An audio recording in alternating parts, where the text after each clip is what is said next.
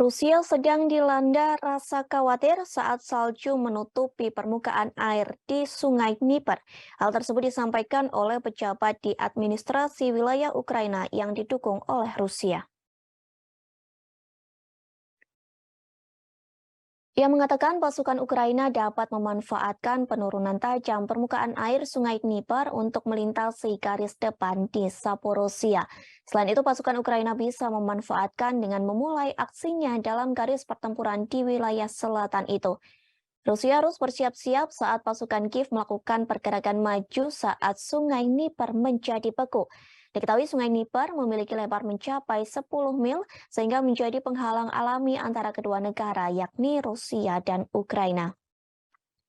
Seorang veteran perang yakni Roman Kostenko mengatakan sangat sulit untuk melakukan penyeberangan dalam cuaca seperti apapun. Bahkan pada Desember 2022 silam, ia meragukan Ukraina dapat melintasi Sungai Dniper. Kemudian Kepala Western Moskow gerakan Rusia yakni Vladimir Rogov turut berkomentar.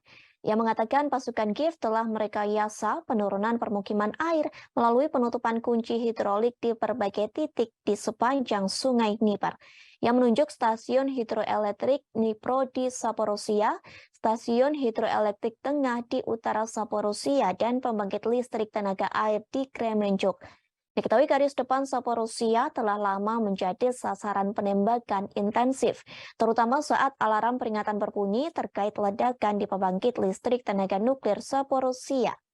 Diketahui sebelumnya, pasukan Ukraina berhasil merebut kembali kota Kherson pada November 2022. Bahkan Ukraina berhasil memukul mundur pasukan Rusia ke tepi timur Sungai Dniper. Namun mundurnya Moskow ini memberi pasukan Kremlin penghalang pertahanan alami di Dniper.